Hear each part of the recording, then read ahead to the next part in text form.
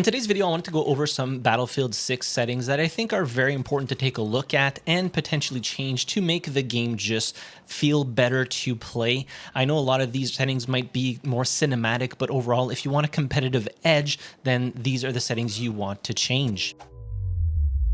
So obviously make your way to the settings tab by clicking on the cogwheel. And before we start off, I just want to say the settings menu is, in my opinion, an absolute nightmare. There's a lot of things you can find in multiple different areas, and it's very convoluted.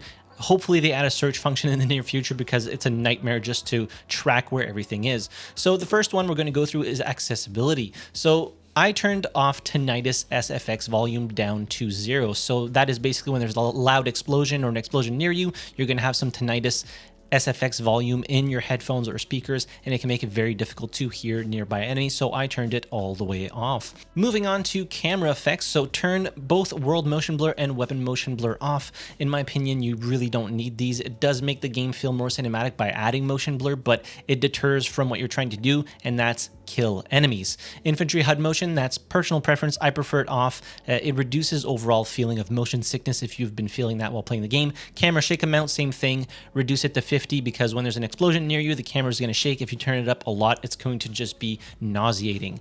This one I think is really important. Reduce sprint camera bobbing. So when you're running, the camera kind of bobs to mimic, like, I don't know, real life. I turn it on to reduce it because overall it makes me a little bit nauseous if I have it set to off. Chromatic aberration also turn off. This is just a visual setting. It doesn't impact FPS all that much, but it can add some just visual effects to the edges of your screen, just deterring from what's happening in front of you. Next, we're going to scroll down and go to hold and toggle. So there's only a few that I want to touch on here. So the first one is down here, request revive. I highly recommend turning this on to toggle.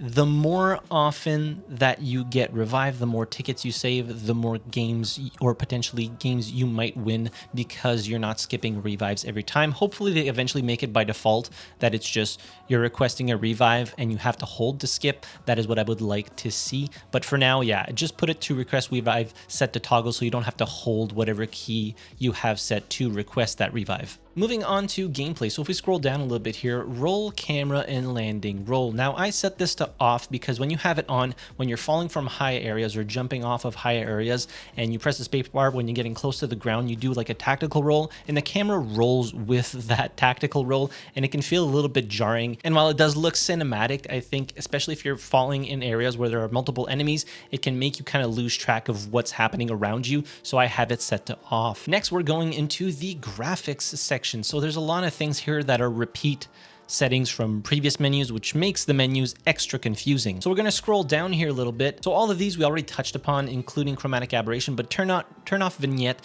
and film grain. These are both effects that just make the game or make it harder to see enemies. In my opinion, they don't really affect FPS all that much, at least not in my experience. Potentially if you have a lower end system it might, but yeah, it just adds visual effects like filters to the game, making it more difficult to actually see enemies. Next, we're going to go to advanced HUD settings, which is also in graphics under interface and HUD. So click on this and there's a few things I want to mention here. So the first one is you can actually change show kills made by. You can have it set to squad nearby, squad all, or self, or none. I have it set to squad and nearby. That way I can potentially know what's happening around me just by looking at the kill feed. And I would also recommend turning on simplified squad list. Now this is personal preference. I just like having a clean HUD and the most amount of real estate possible to be able to see what's happening around me. So this just minimizes the squad list into a more compact form.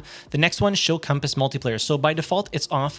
I wish it was on because I think a compass is a very, very good thing to have enabled in a first-person shooter like Battlefield because it allows you to do callouts, especially if you're playing in a squad that's using voice comms or you're in Discord with friends or something like that. You can just call it, well, the enemy's coming from 330.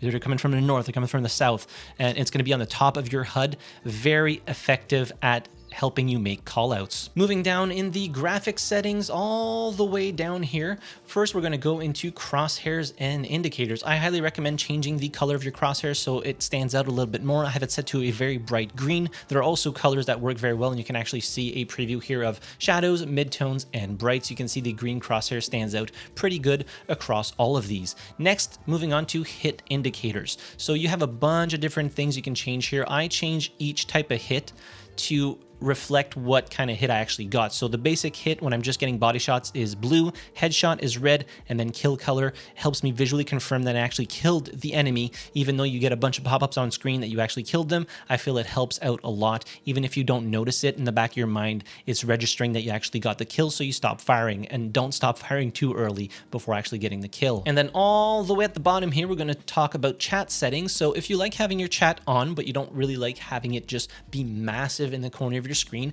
maybe tone down the actual width and height. I put it down to a minimum, and you can see a preview here, and I tucked it all the way up into the corner. Now you can just toggle it on in game by pressing H or whatever the button is on console to hide the chat. Albeit, I'm not even sure if there's a chat on console. I would imagine there is, but if you know, just let me know in the comment section down below. I'm completely console illiterate, but yeah, I like having the chat on, but I don't like having it so big, so I tucked it in the corner and reduced the size to the minimum possible. As same thing with the chat scale. And then we're going to go to the audio section. So the first one that I recommend turning down is Commander VO volume. Now I didn't turn it down all the way, but if you have it maxed out at 100%, it's just going to be constantly playing in your ear. The enemy's attacking X objective, the enemy's attacking Y objective, we're taking this objective, we're taking that, and it can really feel overwhelming, and potentially you'll miss some footstep audio that should have been heard, as opposed to your ears focusing on the Commander VO volume. And all the way down in audio, as you can see, you can also find the Tinnitus SFX volume, and I also turned down the radio. So when you're in a vehicle, you can turn on the radio. I turned it down a little bit just so I can better hear what's happening around me.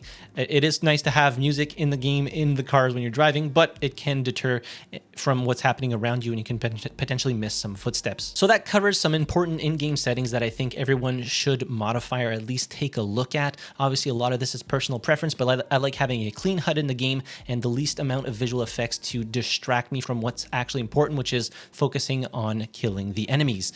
For those of you that want to take a peek at my graphics settings, I'm going to go through them really quickly. So in graphics, I have it in both set to custom, and then I'm just going to go through these real quick. So I have texture quality ultra, texture filtering ultra. Both of these have pretty low impact on overall FPS.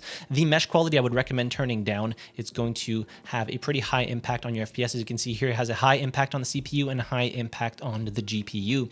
I like having as many frames as I can when I'm playing first-person shooters. If you like a more cinematic experience or better looking game, you can leave some of these on, provided you have the GPU VRAM real estate to actually put them a little bit higher. The rest of these, as you can see, terrain, undergrowth effects, volumetric lighting, or quality, lighting quality, local light and shadow quality, sun shadow quality, shadow filtering, reflection quality, SSR, post-process quality, screen space, AI and GI, and high fidelity objects. I all have them set to low or off, because again, I tend to play a little bit more competitively in Battlefield, as much as that might sound weird because it's not that much of a competitive game overall, but still, I like being competitive, so I like having the edge and getting as many frames per second as I can. So that'll do it for this video. I hope you found something interesting. If there's any other settings you think people should take a look at, leave it in the comment section down below. In any case, hit the like button if you enjoyed the video, subscribe to the channel if you haven't already, and as always, thank you very much for watching. I really appreciate it, and I'll see you guys in the next video. Have a good one.